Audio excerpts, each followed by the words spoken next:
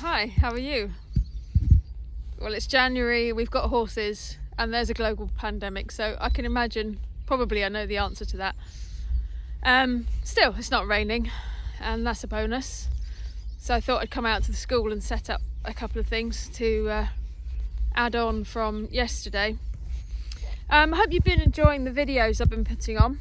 I really enjoy making them, so it keeps me busy, and hopefully giving you some inspiration what to do with your horses if you get a chance to ride and you're not stopping because of the weather or just because you've got no inspiration to do anything at the moment. And I know it can be really hard to think, where are you going with it? But I suppose for me, all I can tell you is how I see the situation.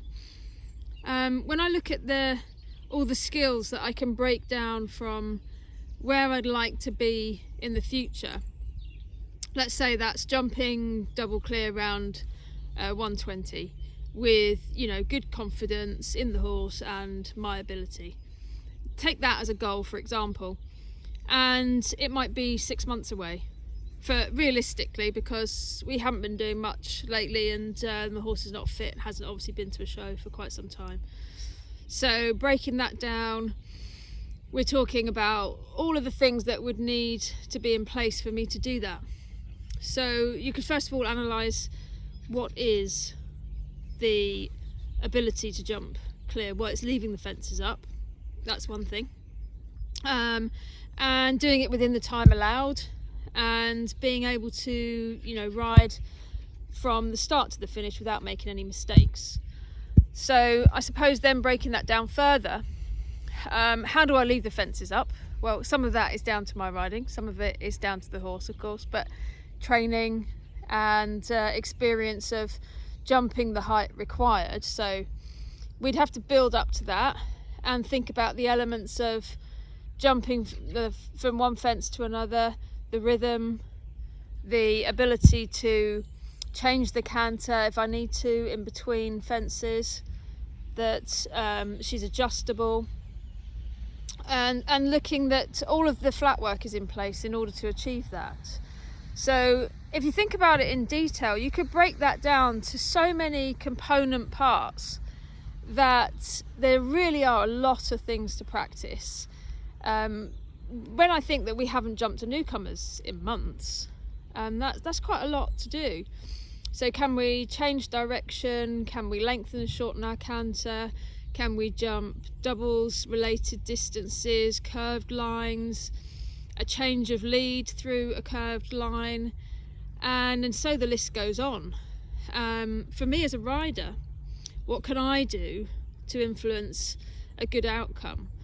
Well, again, the list is fairly long if you break it down into my balance, fitness, my skills, my ability to communicate well with my horse and give her the right instructions at the right time, and my timing and balance in my riding as well, which again you could take into so many component parts. So I almost feel like if I break it down to that many parts and I've got that much to do, is 6 months even long enough? Probably not, but anyway, I feel like I'm really busy and I need to do lots of things. So even if I'm not jumping that much at the moment, and I don't want to wear my horse out and jump for no reason, but we have to do a little bit of gymnastic exercises, and certainly the control element is something I can work on. And even if I'm only riding 3 or 4 times a week, I can work on that over a period of time, and I could be 2 or 3 months doing that quite easily. So I feel like looking at things in a broken down into sections like that, I feel it's given me a good amount of motivation, and actually I feel like I've got a lot to do. So I'm feeling quite good about it. And of course, if all goes well and we put in the practice that we want, hopefully we'll be back to shows by then and it's all possible. But even if your elements of your goals are very, very different to mine, it could simply be to ride confidently. Perhaps you've lost your confidence, and that's just all you really want, is just to enjoy it. then still there are things to work on in and out of the saddle. And my time working with Centre Tem and the sports psychology with Charlie Unwin is really invaluable for exactly this position we're in right now, where we can do so much out of the saddle that will enable us to use those skills when we get back in the saddle. If we're even not riding at the moment, there's still things we can do, and to build our confidence and build our mental skills. So those things are really key to enjoying your riding and getting the most out of your riding and your goals. So yeah, if you're interested, give me a shout, because I'm still on this course until March. So I've been doing an awful lot with people throughout January to get my skills a bit better at practicing what I've been learning, and also just generally using Zoom and getting more confident with that.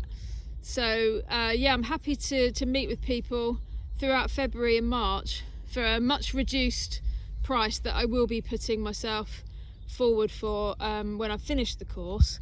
But at the moment, I'm very happy if people want to come forward and contact me, that we can arrange something February and March to get you back on track, or to improve your skills in and out of the saddle. But if you're not riding at the moment, then at least out of the saddle, so that you're ready when you want to get going again.